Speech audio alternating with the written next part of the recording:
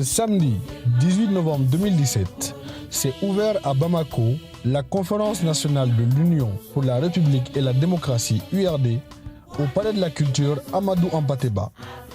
À cet effet, la salle Bazoumana Sissoko refusait du monde tant la mobilisation était importante. Cette 8e conférence du genre était placée sous le thème « Restaurer l'espoir ».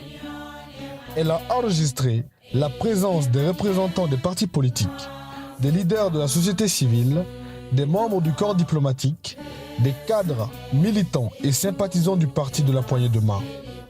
Il était un peu plus de 10 heures quand l'honorable Soumaïla Cissé, président de l'URD, faisait son entrée dans la salle devant une foule de sympathisants très enthousiastes. Une série de vidéos relatives à la réalisation de l'école de Dramétou, les témoignages des nouveaux adhérents et le film récapitulatif de la 4e année de pouvoir du président de la République Ibrahim Boubacar Keïta a donné le coup d'envoi de la cérémonie d'ouverture. Ensuite, une prestation de l'artiste Bio Kouyaté et de la grande cantatrice Ma Kouyaté numéro 1 a animé la salle au rythme des belles chansons du terroir.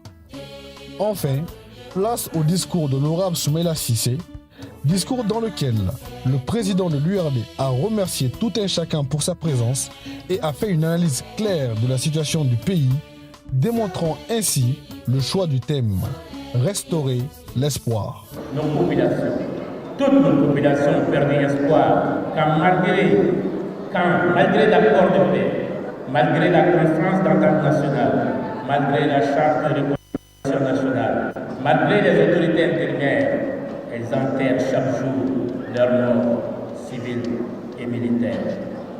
Les militants élus de l'IRD aux côtés des populations sont au cœur et au fait de ce drame, de ce désespoir grandissant et envahissant. Ils en portent les stigmates comme le Mali tout entier.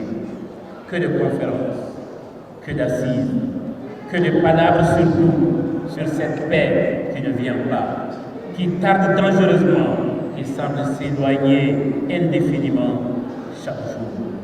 Cette paix, notre peuple l'appelle, la souhaite et la réclame ardemment.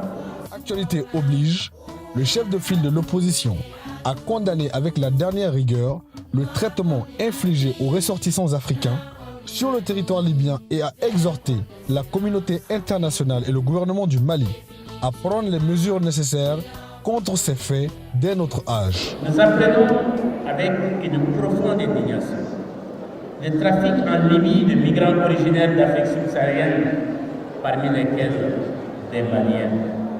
Nous condamnons avec la dernière énergie ce trafic d'êtres humains et exhortons le gouvernement du Mali, qui à ce jour n'a pas encore réagi, en relation avec l'Union africaine et l'Organisation des Nations Unies, à diligenter des actions idoines pour mettre fin immédiatement à cette pratique d'un autre âge.